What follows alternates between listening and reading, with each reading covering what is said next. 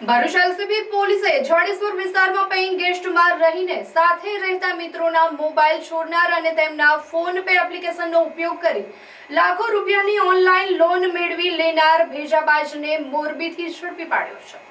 ભરૂચ જિલ્લામાં મિલકત સંબંધી ગુનાઓ પર નિયંત્રણ લાવવા અને વણસોદાયેલા ગુનાઓ ઉકેલી પોલીસ દ્વારા સઘન પ્રયાસો હાથ ધરવામાં આવ્યા છે।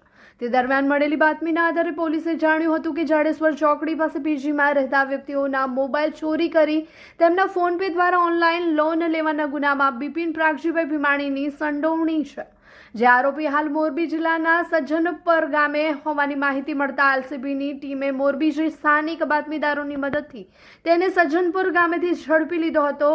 તેની પાસેથી બિલ વગરના 4 મોબાઈલ ફોન મળી આવ્યા હતા।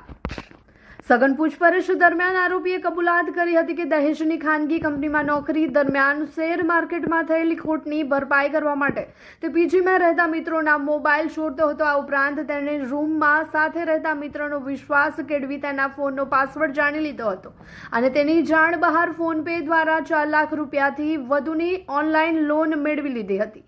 લોનની રકમ પોતાના ખાતામાં જમા થતાં જ શેર માર્કેટ ટ્રેડિંગ વોલેટમાં ટ્રાન્સફર કરી ફરાર થઈ ગયો હતો। પોલીસે આરોપી પાસેથી 35,000 રૂપિયાની કિંમતના 4 મોબાઈલ ફોન કબજે કર્યા છે। આ કાર્યવાહીના પરિણામે ભરૂચ શહેર સી ડિવિઝન પોલીસ સ્ટેશનના મોબાઈલ ચોરીના 2 વણસોદાયેલા ગુનાઓ ઉકેલાયા છે।